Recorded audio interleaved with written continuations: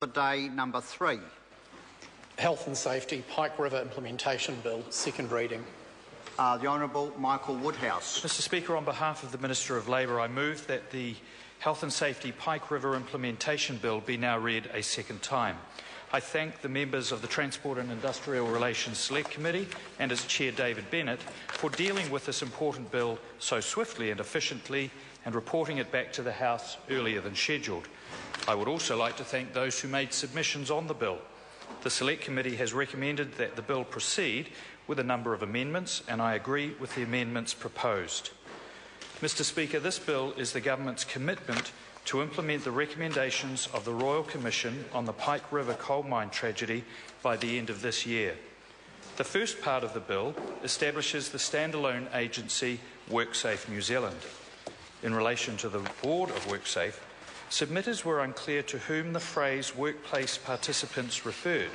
Some were concerned that knowledge and experience of the workers' perspectives were not clearly stated in the skill set for the board.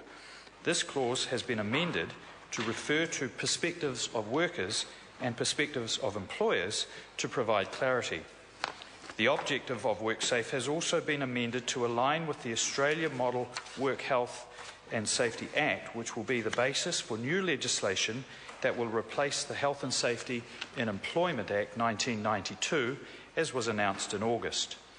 WorkSafe's main objective will be to promote and contribute to securing the health and safety of workers and workplaces.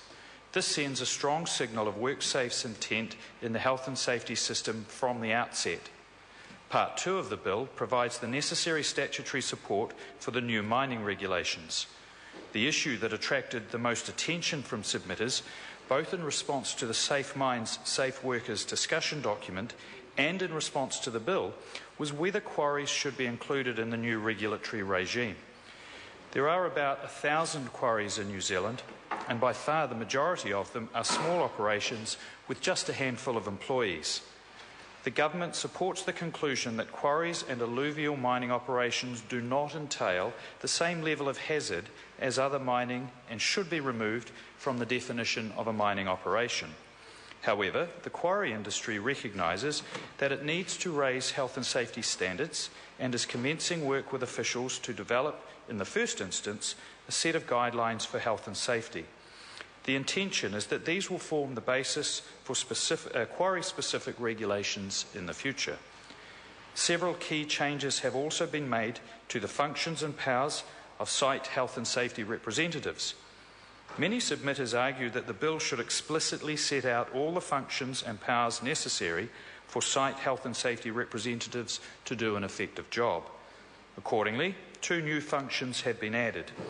These are a general function to represent mine workers in matters relating to health and safety, and a function carried over from the current health and safety framework to promote the interests of mine workers who are harmed at work. To exercise the powers relating to inspection and stopping work, site health and safety representatives are required to meet certain prescribed competency standards. This has not changed.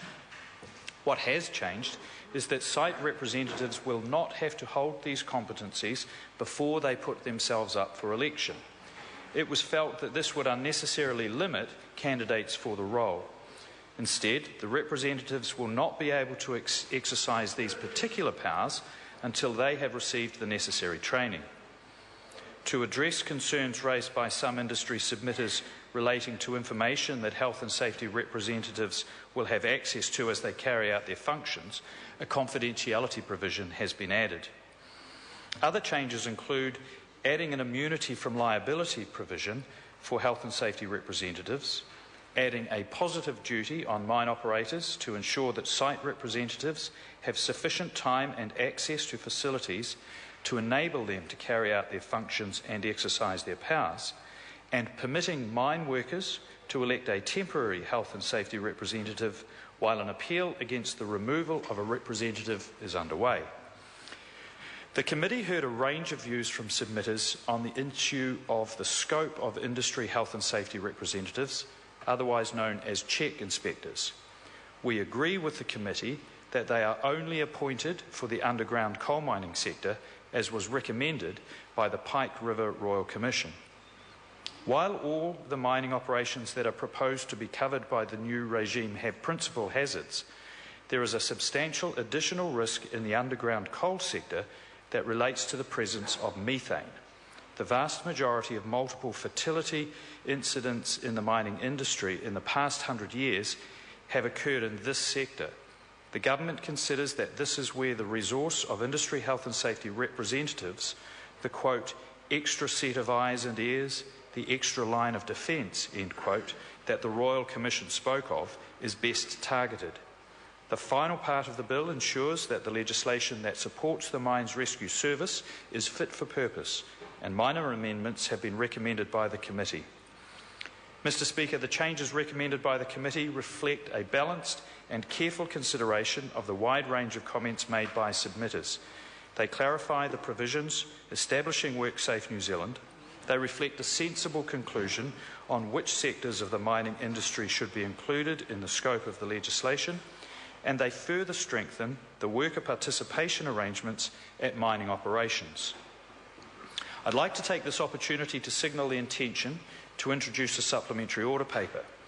The proposed changes will support the proposed interagency protocol for responding to major underground mining emergencies, in particular by recognising the functions of the incident controller, who will take the lead in determining how the emergency response proceeds. This protocol has been developed in response to a recommendation of the Royal Commission. These issues were not able to be included in the bill as introduced, as the protocol was still in development and had yet to be tested, which occurred earlier this month. The SOP will also include an amendment that will enable any surplus levy collected to cover the costs of the Mines Rescue Service to be used when necessary to build up and maintain the Trust's reserved fund for dealing with mining emergencies. Once again, I would like to thank the Select Committee and all those involved in expediting the progress of this important bill. We owe this to the workers who lost their lives at Pike River and to their families, and to all current and future workers in the mining industry. I commend this bill to the House. The question is that the motion be agreed to. Call Andrew Little. Thank you.